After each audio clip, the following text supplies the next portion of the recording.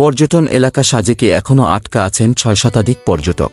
সোমবার ১ জুলাই মধ্যরাত থেকে মঙ্গলবার ২ জুলাই সকাল পর্যন্ত ভারী বর্ষণ এবং পাহাড়ি ঢলের পানি বাড়াতে খাগড়াছড়ি সাজেকের বাঘাইহাট সড়ক ও বেইলি ব্রিজ তলিয়ে যায়। এতে সাজেকের সাথে যোগাযোগ বন্ধ হয়ে পড়ে। সকাল গড়িয়ে বিকেল পর্যন্ত অপেক্ষার পরও সড়ক থেকে পানি না কমায় শেষ পর্যন্ত পর্যটকরা সাজেকে থাকতে বাধ্য হয়। সড়ক থেকে পানি না কমা পর্যন্ত কোনোভাবেই পর্যটকরা সাজেক ত্যাগ করতে পারবেন না বলে জানিয়েছেন সংশ্লিষ্টরা। সাজেক রিসোর্ট কটেজ মালিক সমিতির সাংগঠনিক সম্পাদক রাহুল চাকমা জন বলেন, সকালের পর সাজেকে তেমন একটা আর বৃষ্টিপাত হয়নি।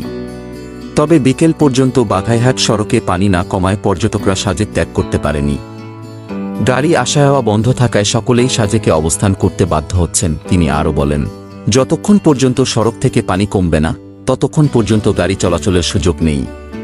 কাল সকালে পানি কমে যাবে এমনটা আশা করছি, এরপর পর্যটকরা সাজেক ত্যাগ